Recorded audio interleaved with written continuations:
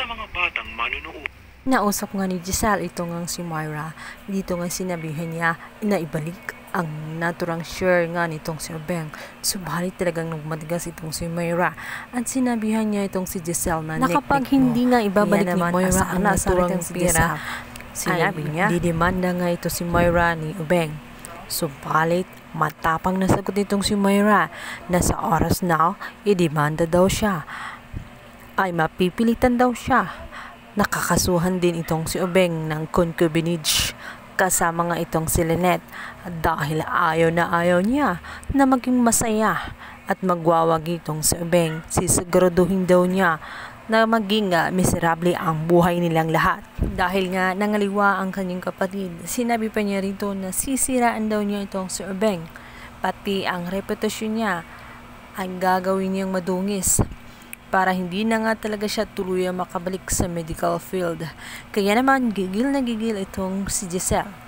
Hindi na nga niya naiwasan na sakalin nga sa leeg itong si Moira upang iparamdam sa kanya na hindi lang yun ang kayang gawin ni Giselle sa oras na hindi siya tumigil sa kanyang pinagagawa at hindi niya ibalik kung ano ang kanila.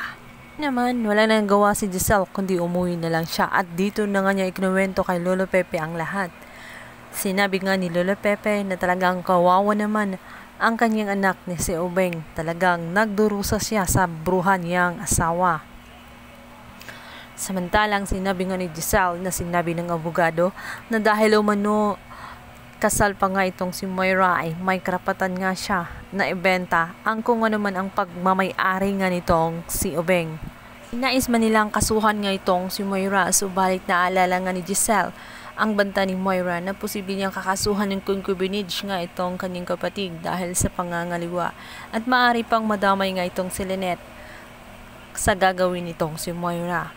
Kaya ang pinakamaigi na lang niya na gagawin ay kakausapin nga ang pinagbentahan ni Moira sa naturang effects para ibentang muli sa kanya. Gagawin daw umano niya ang lahat ng kanyang makakaya kahit maubos pa daw ang kanyang pera para lamang mabalik ang effects sa kanila. Tala, nalaman na nga ni Robert ang pinagagawa nitong si Moira. Kaya naman inis na inis siya dito at nais na sanang sugurin itong si Moira.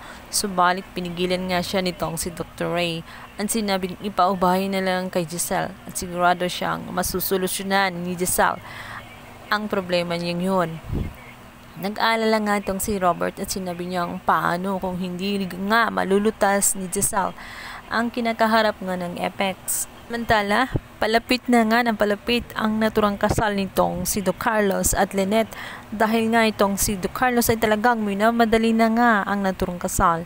Nalaman nga yun ni Lolo Pepe at nalungkot nga siya sa balitang yun dahil ikakasal na nga si Lynette ngunit hindi daw kay Robert. Nanghihinayang siya, subalit sinabi nga ni Giselle ay talagang wala nang magagawa sila dahil buo na nga ang desisyon ni Lynette na magpakasal dito kay Doc Carlos. Excited nga ang lahat. Nagpasukat na sila ng mga gown na kanilang susuotin. Maliban lamang dito kay Annalyn dahil tela hindi siya excited na sa naturang kasal ng kanyang ina. Lalo't nalalaman niya ang unti-unting pagbabago nitong si Doc Carlos sa kanya. Kaya naman galit na galit itong si Doc Carlos sa kanya. At sinabihan pa nga siya na kung gusto niya ay doon daw muna siya. Doon siya sa kanyang ama na nangangaliwa ng asawa.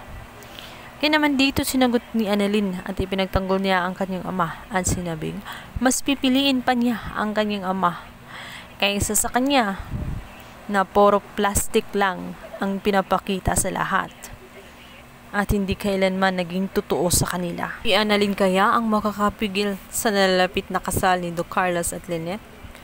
Abangan! Please don't forget to like and subscribe. Thank you guys!